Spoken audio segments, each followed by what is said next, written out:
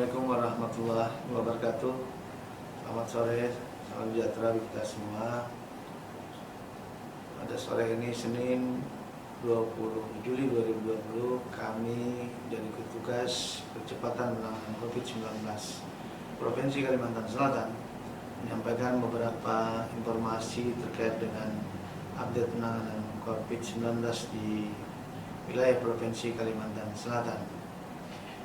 Dengan adanya keputusan Menteri Kesehatan nomor 413 tentang pencegahan dan pengendalian COVID-19, ada beberapa istilah atau nomenklatur baru terkait dengan pengistilahan yang selama ini kita kenal, seperti ODP, PDP, OTG dan lain sebagainya.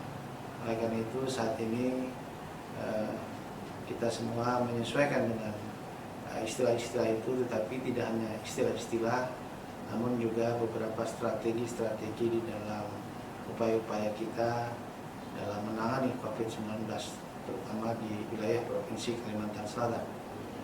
Oleh karena itu ada beberapa istilah, diantaranya adalah istilah suspek. Jadi suspek merupakan suatu istilah yang dikenakan kepada orang yang dengan infeksi saluran pernapasan akut atau ISPA, dan diantaranya 14 hari terakhir sebelum timbul gejala memiliki riwayat perjalanan atau pernah berada di suatu wilayah yang ada transmisi atau penularan lokalnya. Atau bisa juga orang dengan salah satu gejala dari ISPA dan pada 14 hari terakhir sebelum timbulnya gejala itu memiliki beberapa riwayat kontak dengan kasus yang terkonfirmasi atau probable. Atau bisa juga orang dengan ISPA berat atau pneumonia berat yang membutuhkan perawatan di rumah sakit dan tidak ada penyebab lain berdasarkan gambaran-gambaran klinis yang lebih meyakinkan. Nah, kemudian juga ada beberapa istilah lain, diantaranya adalah probable. Nah, kasus probable ini adalah kasus suspek yang dengan ISPA berat, ya, atau dengan gangguan pernapasan, ya, atau dengan bermasalah dengan pernapasan. Kemudian juga dalam kondisi misalnya hal-hal yang memberat atau yang bersangkutan meninggal, dan dengan gambaran klinis yang menyakitkan terkait dengan COVID, yang tentu saja ini berdasarkan hasil diagnosa dari dokter yang menangani, dan belum ada hasil pemeriksaan laboratorium atau real time PCR-nya. Nah, itulah yang disebut dengan probable. Kemudian ada juga istilah kasus atau konfirmasi. Kasus konfirmasi ini adalah seseorang yang dinyatakan positif terinfeksi virus COVID-19 yang ada dibuktikan hasil dari pemeriksaan laboratorium RT-PCR atau real-time PCR. Dan kasus konfirmasi ini dapat dikelompokkan menjadi dua. Yang pertama adalah kasus konfirmasi dengan gejala, tadi yang kami sebutkan gejala-gejala yang ada. Di antaranya adalah gejala-gejala yang terkena ISPA, kemudian gejala-gejala pneumonia, dan beberapa gejala-gejala mengikuti lainnya. Kemudian juga ada kasus yang terkonfirmasi tanpa gejala atau yang kita sebut dengan asimptomatik. Nah, itu adalah istilah yang disebut dengan konfirmasi.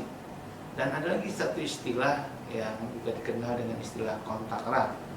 Nah, kontak erat adalah seseorang yang memiliki riwayat kontak dengan kasus, apakah kasus itu yang probable atau kasus itu sudah terkonfirmasi COVID. Dan yang disebut dengan kontak ini diantaranya misalnya yang bersangkutan pernah bertatap muka berdekatan dengan kasus yang apakah probable atau kasus yang terkonfirmasi dalam radius misalnya 1 meter atau kurang, dan dalam jangka waktu 15 menit atau lebih. Atau bisa juga secara fisik bersentuhan langsung dengan kasus yang probable atau yang terkonfirmasi, apakah bersalaman, berpegangan tangan, dan lain-lain. Kemudian juga ada orang yang memberikan perawatan, misalnya para petugas-petugas kita yang memberikan perawatan langsung terhadap kasus yang probable atau yang terkonfirmasi tanpa mereka menggunakan alat pelindungan diri yang sesuai standar. Nah, ini adalah beberapa istilah terkait dengan orang yang disebut dengan kontak erat. Nah, inilah ada beberapa istilah-istilah yang nantinya akan digunakan yang kami sampaikan di dalam beberapa informasi-informasi update yang mungkin nanti akan disampaikan di waktu-waktu berikutnya. Oleh karena itu, istilah-istilah inilah nantinya yang biasa kita sebut dengan apakah orang-orang dalam pemantauan, pengawasan, dan lain sebagainya. Dengan adanya keputusan Menteri Kesehatan 413 tersebut, maka sudah kita sesuaikan. Dan di Kalimantan Selatan saat ini yang termasuk dalam kelompok suspek sebanyak 783, dan yang disebut dengan probable atau yang termasuk dalam kategori probable sebanyak 360 pasien. Dan dalam hal ini istilah suspek dan probable saat ini yang kita sampaikan. Hari ini ada penambahan kasus yang terkonfirmasi. Kasus yang terkonfirmasi saat ini sebanyak 52 kasus.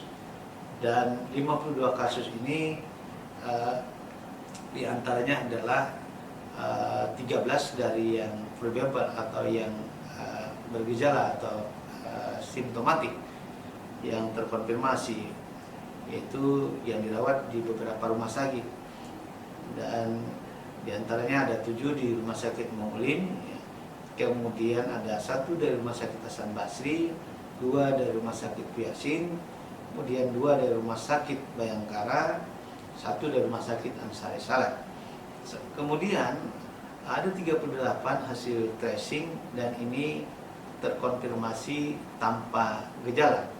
Sebanyak 38 ini berasal dari diantaranya hasil tracing kontak dari Batola sebanyak 11, kemudian 10 dari Tanah Laut, 9 dari Banjarmasin, 6 dari Banjarbaru, 1 dari Hulu Sungai Selatan dan Kabupaten Banjar serta Kalangan. Dan kami juga informasikan dari kasus yang ada pada hari ini yang sembuh sebanyak 140 orang dari yang telah dinyatakan yang terkonfirmasi. Dan 140 ini berasal diantaranya dari beberapa tempat perawatan.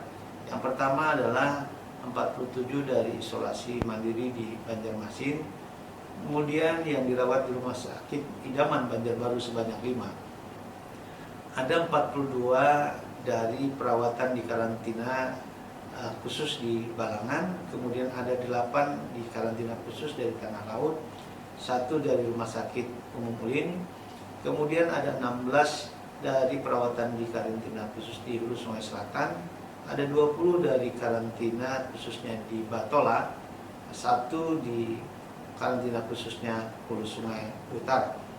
Sedangkan yang diinformasikan meninggal beberapa waktu yang lalu berstatus suspek, diantaranya adalah 3 dari Rumah Sakit Idaman, kemudian ada 1 dari Kabupaten Sungai Selatan dan 1 dari Kota Banjarmasin, sehingga yang dilaporkan berjumlah ada 5.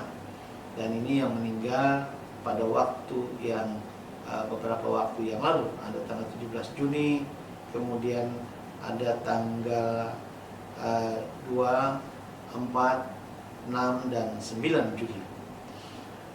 Sedangkan yang dirawat saat ini dalam konteks perawatan berjumlah yang di rumah sakit ada 239 kasus, dan di karantina dalam karantina secara khusus maupun isolasi mandiri sebanyak 2.637 kasus.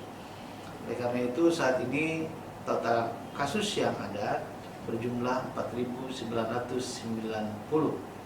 dan 2.876 kasusnya dalam perawatan, 251 meninggal, dan yang sembuh sebanyak 1.863.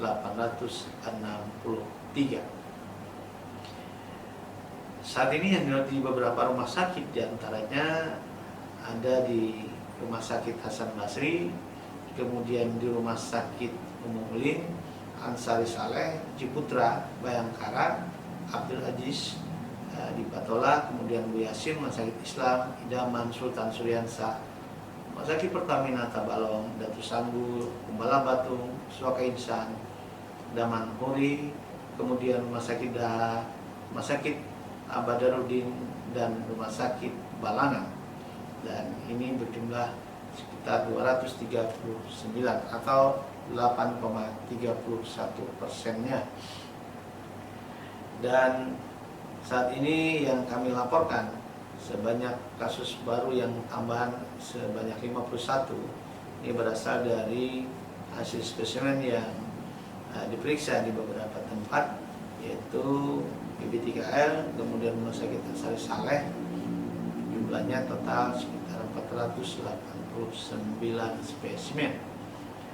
Ada penambahan kasus baru di beberapa kabupaten kota. Yang pertama yang terbanyak di Banjarmasin sebanyak 14 kasus, kemudian Tanah Laut ada 12 kasus, Batola ada 12 kasus, Banjarbaru ada 7, kemudian masing-masing ada 2 di Kabupaten Banjar dan Hulu Sungai Selatan. Kemudian masing-masing ada 1 dari Kota Baru, Tanah Bumbu, dan Balangan. Sedangkan